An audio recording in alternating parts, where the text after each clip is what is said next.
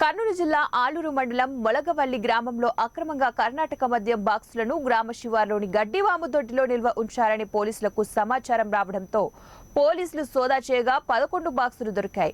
నిందితుడు పరారులో ఉన్నాడని కేసు నమోదు చేసి నిందితుని త్వరలోనే పట్టుకుంటామని తెలియజేశారు. అక్రమంగా కర్ణాటక మద్యాన్ని ఎవరైనా అమ్మితే కఠిన చర్యలు తప్పవని హెచ్చరించారు. అక్రమంగా అమ్మే వారి సమాచారం ఇవ్వాలని, వారి పేర్లను గోప్యంగా ఉంచుతామని తెలియజేశారు.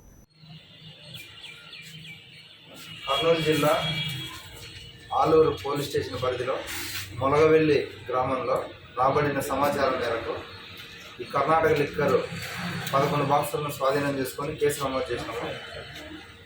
ముద్దాయి ఇంకా పరారులో ఉన్నాడు. అతన్ని అరెస్ట్ చేస్తాము త్వరలోనే. ఎక్కడ పట్టుబడుతున్నారు సార్?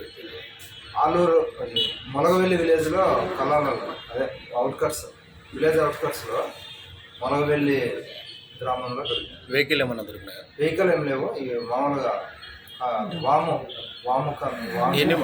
గడ్డివాముల దగ్గర ఉన్నాయి.